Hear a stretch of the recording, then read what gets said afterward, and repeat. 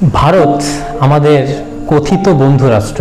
কথিত বন্ধু এই কারণে বলছি যে আপনি নিশ্চয়ই চাইবেন না যে আপনার একজন ভালো বন্ধুকে, আপনার কাছের একজন বন্ধুকে আপনি পিছন থেকে একবার ছুরি মারবেন, সামনে থেকে একবার ছুরি মারবেন। এটা তো কোনো বন্ধুর পরিচয় হতে পারে না। আপনি যদি বন্ধু হিসেবেই নিজেকে পরিচয় দেন তাহলে তো বারবার বাংলাদেশকে বানের জলে ভাসানোর, ডুবানোর, চুবানোর কোনো দরকার ছিল না। আপনি বর্ডারে আমার দেশের নাগরিককে মেরে ঝুলিয়ে রাখছেন। আপনি কূটনৈতিক চালে বাংলাদেশকে চাপিয়ে রাখার চেষ্টা করছেন, দমিয়ে রাখার চেষ্টা করছেন। তাহলে আমি কি আপনাকে বন্ধু হিসেবে মেনে নিতে পারি?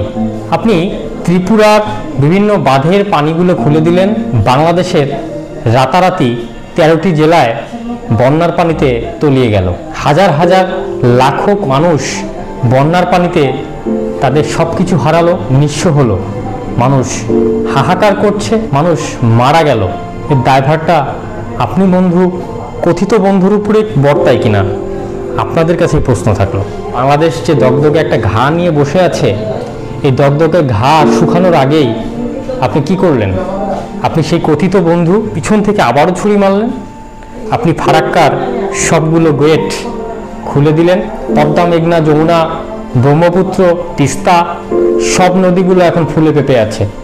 তার মধ্যে আপনি আবারও পানি ছাড়লেন। আপনার এই আকামের কারণে বাংলাদেশের উত্তরাঞ্চলে বন্যার পরিস্থিতি সৃষ্টি হয়েছে। তো আপনি কি আমার বন্ধু হতে পারেন? আমার কোনো বন্ধু আমাকে বারবার বিপদে ফেলবে? আপনি কি করছেন?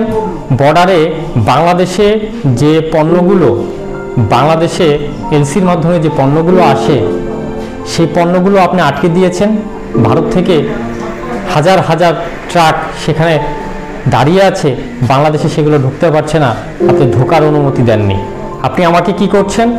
এই বিপদের মধ্যে আপনি খাদ্য সংকট তৈরি করার চেষ্টা করছেন। তাহলে আপনি আমার কিসের বন্ধু?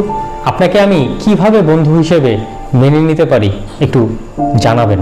আপনি আমার কথিত বন্ধু এই কারণেই বলছি, আপনি বারবার নিজের মুখে বলে থাকেন বাংলাদেশের সাথে ভারতের কূটনৈতিক সম্পর্ক ভালো, বাংলাদেশের সাথে ভারতের রাজনৈতিক সম্পর্ক ভালো, বাংলাদেশের সাথে বৈরী কোনো মনোভাব নেই, বাংলাদেশের সাথে ব্যবসায়িক সম্পর্ক ভালো। তো ভালো নমুনা কি এটা? বন্যার পানিতে চুবাচ্ছেন আপনি। একটা জায়গায় সবে পানি ছেড়েছেন, সেখান থেকে এখনো উত্তরণ করতে পারেনি বাংলাদেশ, তার মধ্যেই আপনি আবারও পানি ছাড়লেন। ফারাক্কার সবগুলো গেট আপনি খুলে দিলেন রাতারাতি।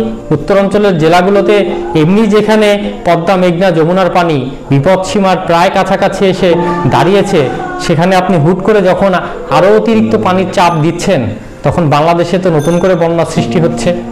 বাংলাদেশে নতুন করে বিভিন্ন জেলার মানুষ আতঙ্কিত হচ্ছে, আতঙ্কের মধ্যে বসবাস করছে।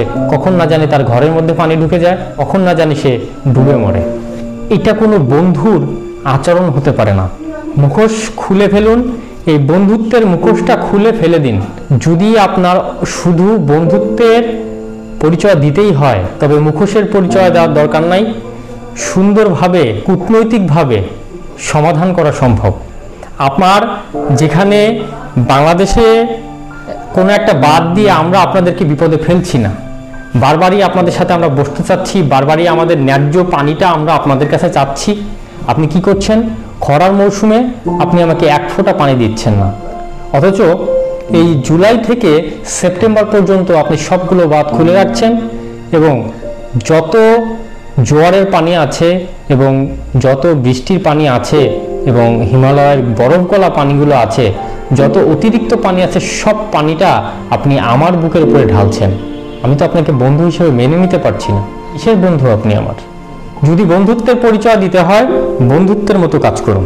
আপনার মতামত কমেন্টে জানাবেন। আমি তৌহিদ রূপম সঙ্গে ছিলাম। আবারও নতুন কোনো টপিক নিয়ে আপনাদের সাথে কথা বলতে আসবো। ভালো থাকবেন, সুস্থ থাকবেন। আসসালামু আলাইকুম।